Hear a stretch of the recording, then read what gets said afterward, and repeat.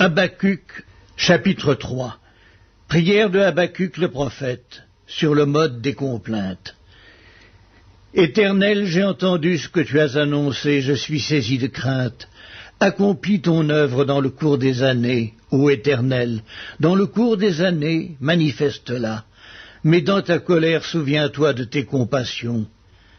Dieu vient de Théman, le Saint vient de la montagne de Paran. Pause. Sa majesté couvre les cieux et sa gloire remplit la terre. C'est comme l'éclat de la lumière, des rayons partent de sa main. Là réside sa force. Devant lui marche la peste, et la peste est sur ses traces. Il s'arrête, et de l'œil il mesure la terre. Il regarde, et il fait trembler les nations.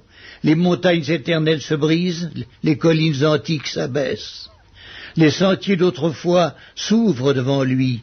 Je vois dans la détresse les tentes de l'Éthiopie et les tentes du pays de Madian sont dans l'épouvante. L'Éternel est-il irrité contre les fleuves?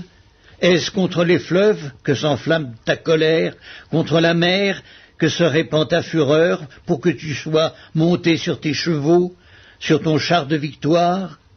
Ton arc est mis à nu, les malédictions sont les traits de ta parole. Pause. Tu fends la terre pour donner cours aux fleuves, à ton aspect les montagnes tremblent, des torrents d'eau se précipitent, l'abîme fait entendre sa voix, il lève ses mains en haut.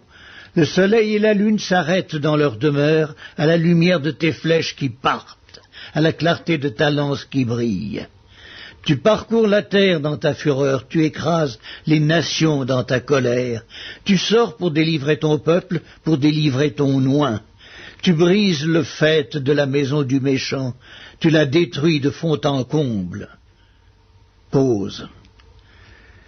Tu perces de tes traits la tête de ces chefs qui se précipitent comme la tempête pour me disperser, poussant des cris de joie, comme s'ils dévoraient déjà le malheureux dans leurs repères.